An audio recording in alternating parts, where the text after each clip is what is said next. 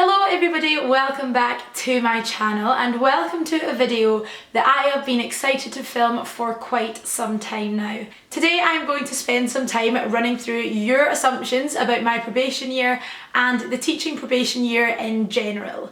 Now, I asked for these assumptions over on Instagram recently, both on my personal Instagram and on my teaching Instagram. And let me tell you, did you deliver? There are loads of assumptions to get through today. A lot of them are quite similar but with slight differences, so rather than choosing a few, I'm going to try as hard as I can to keep my answers brief and run through as many as I can in this video. We all know how challenging I find it to keep things brief, so we'll see how this goes. First assumption here is you absolutely loved your probation year and it confirmed your love of teaching primary. This, I would say, is yes and no at the same time. Looking back on it as a whole, I had an incredible experience throughout my probation year. I absolutely loved it and I grew to love the school I was in and the children I was teaching, but it was also a huge challenge. There were some downsides to it as well, which I will touch on throughout the rest of these assumptions. But yes, I suppose my probation year did confirm my love of teaching and it showed me the reasons that I really enjoy it, as well as some reasons that I maybe don't enjoy it so much. Very balanced answer there. Next one, it was a lot more difficult than expected. And I'm going to say this one is probably a no, purely because I did expect my probation year to be a challenge. There was no way that I was going to start my first year of teaching in a new city and absolutely breeze it. I was definitely expecting it to be difficult in places, for myself to be challenged. So I wouldn't say it was more difficult than I expected, but it was difficult at parts. Next one here, you had no life outside of work due to planning and marking, etc. I wouldn't say no life, but close to it. Yeah, it was very, very hectic. Throughout my placements when I was at uni, I always wrote off those few weeks that I was out on placement, and my sort of social life and the other things that I enjoyed got put on hold while I was on placement because I wanted to give it my very best. Teaching is a very time-consuming job, and a lot of people get this impression that it's 9 to 3 and that's it. That's definitely not the case. When on placements, I would spend evenings and weekends at my kitchen table planning, marking, and just doing all that I could to do a good job in the classroom. I did, however, think that when I started my probation year, this would become more manageable. Was that the case? Not so much. Throughout the last year, I definitely spent a lot more of my evenings and a lot more of my weekends than I expected working. Part of me is very aware that that's because I am a perfectionist and I cannot do a job half-arsed. I need to do it the full way. If I'm doing something, I'm doing it to the very best of my ability. And that means devoting a lot of time to my planning and my marking. But I'm also very aware that it is my first year, and because of that I'm probably doing things a lot more thorough than I need to, which is something that my mentor always brought up to me. So hopefully now that I've got my first year behind me, I will be able to take a little bit more of my evenings and my weekends for myself. Next one, that probation was harder than placement in uni. And this one is a difficult one. There's a yes and a no side to this. Yes, it was more difficult in the sense that there is far more responsibility. You have so much more on your shoulders. You are responsible for the children that are in front of you and they're learning for an entire year. It was also a bit harder in the sense of the planning and the workload, because when on placements you will do your sort of continuous days teaching here and there, but the class teacher is still there to give you a hand. The class teacher will most likely take a lesson at least throughout the day, will be there to do some planning with you, and also to pick up some of the marking and the more administrative side of things. Whereas when you're on probation, all of those responsibilities fall down to you. But on the other hand, I would also say that in some ways placement is harder than probation. And the main reason for that is because when you go on a placement, You need to assimilate into another teacher's classroom. You need to be able to pick up on the behaviour management strategies that they use.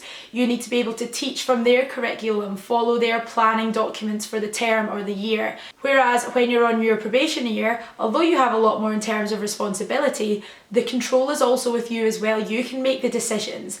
And at first that's a little bit daunting, but it is a really empowering feeling as well. And you have far more autonomy over what you are actually teaching.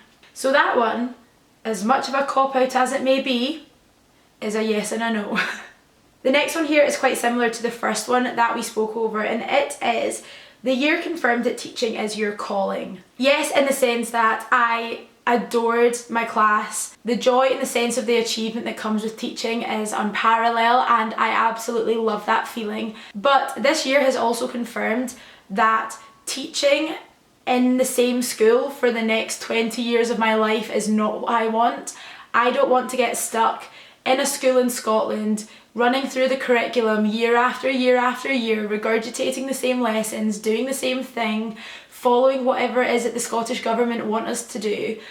That's not for me. And I've always thought that was the case, but this year has definitely confirmed it.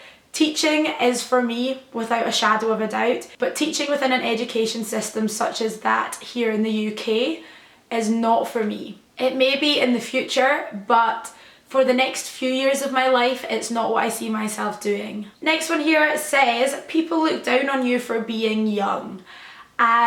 This was probably one of the things that I was most self-conscious about throughout my probation year. When I started teaching, I was very aware of being the youngest person that was teaching in the school. I looked it and I definitely felt it as well. But you very quickly become part of a team, and I think that's what matters most. As long as the people that you are working with can see that you are putting in the effort that is required of you, I feel like that sense of age does slightly start to disappear. It's also quite funny as well in the classroom because the children are obsessed with knowing your real name and what age you are, and I kept giving them the opportunities to guess, and while they guessed my name correctly, none of them got my age. I had one child suggest that I was 32, to which the person next to them turned around and responded, "What? Are you joking? She's obviously 15. So children have no concept of age whatsoever. Next one, teaching an actual class is what you thought it would be like.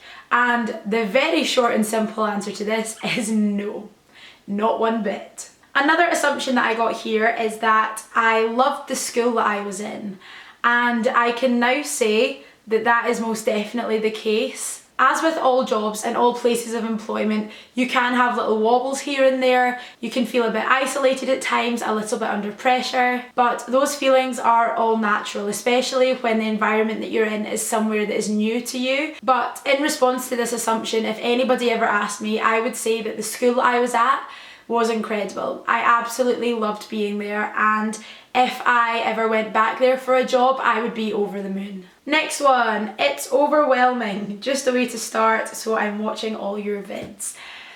Yeah, it is very overwhelming. Your probation year is a year like nothing else. I have gone through almost every emotion under the sun due to being on my probation year this year.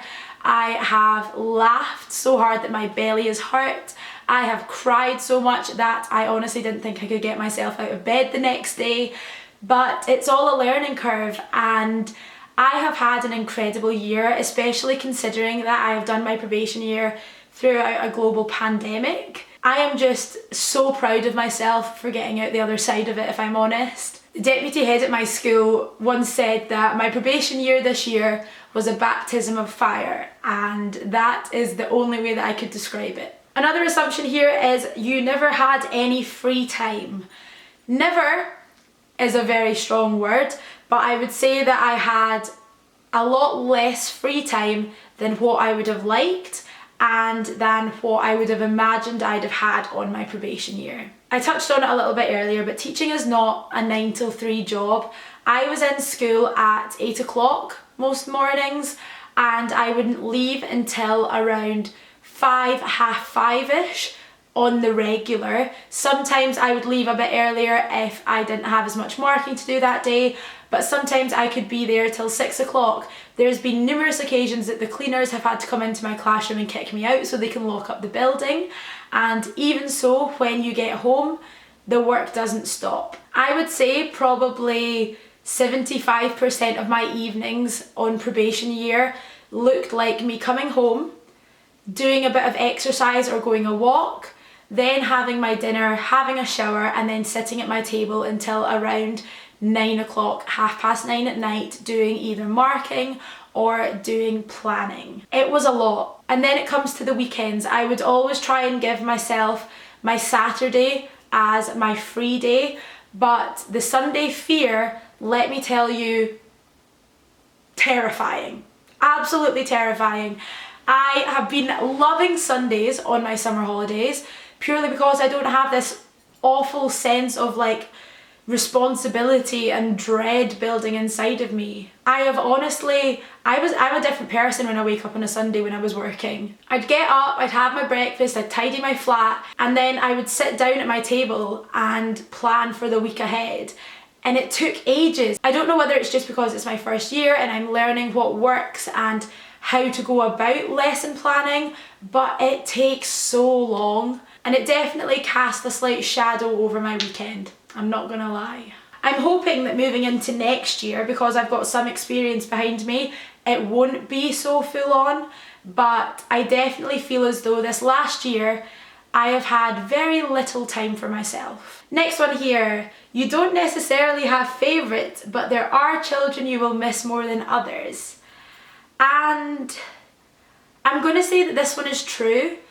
I could never choose a favourite child from my class or a favourite group of children from my class. No matter how many times I was asked, that's something that I would never be able to do. Not because you shouldn't do it, but because it's so difficult. These children are all so different. They are little tiny individuals and there's no way that you can compare them to one another. But that being said, there are definitely children that will stick with me a little bit more throughout the rest of my teaching career, purely because of their circumstance, their stories, the things that we did together, how I was able to assist them in their learning, because that's what matters. That's why you go into teaching in the first place. And there are definitely a few little children in that class that have touched my heart, and I will probably remember their names for the rest of my life. So yes, that assumption, yeah. Okay, next one here. Some days you just want to cry in the toilets by yourself because stress. Yep. Yep, I felt it on many, many occasions. More so, I'd say, the toilets here as opposed to the toilets at school. I feel like when you're at school and when you're in work mode, you're so busy that there isn't really much time to stop. And that means that you don't have time to be stressing yourself out so much. You just need to do it and get it done. But there has been days that I've come home from school and I've sat in my car in the garage just like this, my head on the steering wheel, because I'm only then just processing what has happened throughout the day. Some days as a teacher are brilliant, others don't even talk about it. Okay, the next few here are all very similar, so I'm going to bulk them into one because I've also kind of touched on it a bit before. So I've got one assumption here that says no time for a social life / lots of late night marking and planning. Another one says you have no social life. Another one here says you don't have a life out with teaching. And a fourth one even says spent weekends doing work. I've touched on this before, but I wanted to bring this back to conversation because I feel like it is a very, very important thing to talk about. During my probation year, I'd say that 85% of my energy went to my job. And that's not great, it's not a good work-life split, but it's what I felt like I had to do to get me through my first year. In my head, I was thinking, do you know what, this is a short-term loss for a longer term gain, because if I do a good job in my first year of teaching, I'll pick up on a lot of good techniques and methods that will then assist me going forward. So while it was very difficult and I didn't feel like I saw friends and family nearly enough throughout this year, let alone making time just for myself, I also felt as though I was doing it for long-term me. Throughout terms 1, 2 and 3 and the majority of term 4 as well, I made no weeknight plans purely because I knew that making weeknight plans would make me feel stressed to meet those weeknight plans. You don't really know how a day of teaching is going to go, and you don't really know how much work you're going to have to do in the evening until the bell rings at 3 o'clock. And so I found it tricky to make evening plans, but I also knew that I didn't really want to, because I wanted to give myself that time if I did need it, and if I didn't need it I could have a quiet night watching something on TV. The weekend, however, I sort of used as my time to enjoy myself. I'd always try and make some form of plan on a Friday night because it makes the weekend feel a lot longer. I would give myself Saturday to do something with my friends or to even just take time for myself. And as I mentioned, Sunday's a write-off. The work definitely creeps back in on a Sunday, so it was difficult, but long-term gain. Okay, last assumption that I'm going to answer here says, parents treat you differently as you are a rookie. Now, this is something that I was quite aware of, a little bit paranoid of, I'd say, particularly when it came to home learning. Now, throughout terms 1 and 2, we didn't have any parents' nights because due to COVID, parents were not allowed to come into the school. So that means at no point have I met my parents face to face. I've seen a few of them at the school gates at pickup time, but I've not really spoken to them a lot, and I've only had 1 or 2 phone call conversations with parents here and there.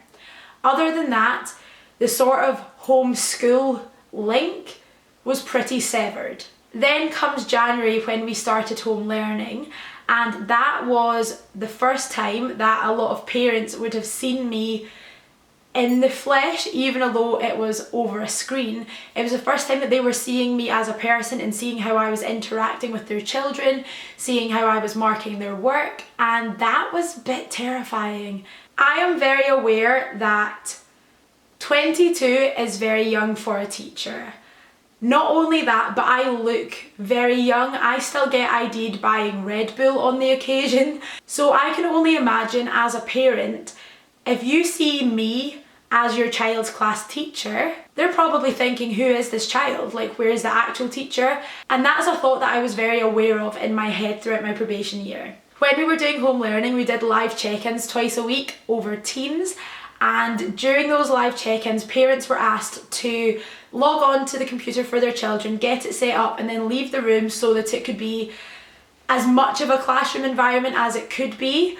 But I had parents sneaking around the background, and I just knew that they were having a little peek about who their child's teacher was. At one point, I even saw a phone, I kid you not, so the child's here in front of their computer. I saw the mother's phone go like this. And I was so aware that she was most probably taking a picture of me and sending it to her friends. But with that being said, I did a great job. I taught those children to the very best of my ability, and I think that the parents were able to see that. I also used to tell myself something that my mum always mentioned whenever we went to the doctors or the dentist and it was a young person. My mum would always say, well, isn't that great because they've had the most up-to-date training that they can have. So while age is sometimes on your side and you've got that longer knowledge of the working world, me being a young teacher, I have come straight out of uni. I've got taught the most up-to-date theories and pedagogies and so guess who forgot that they had a Zoom meeting at 12 o'clock? Me. The grind never stops. I am now back an hour later. The lighting's probably all wrong compared to what it was before, and I can't remember what I last said. I do, however, know that the assumption I was responding to was the last, so I guess that's the end of this video. If there is anything that springs to mind regarding the last assumption as I am editing this video, I might put in a little clip here, but if not, that is us. Thank you guys very much for watching this video today. If you sent in an assumption, thank you for your help in creating this video. I hope that I answered some questions that you might have had. If you are going into your probation year currently, I hope that I've not absolutely scared the living daylights out of you. Honestly, it is an incredible experience, but you're gonna be busy. Anyway, I am going to leave this video here. Thank you guys very much for watching. If you haven't yet subscribed to my channel, please do subscribe, and if you do, I'll see you again very soon with a new video. Bye!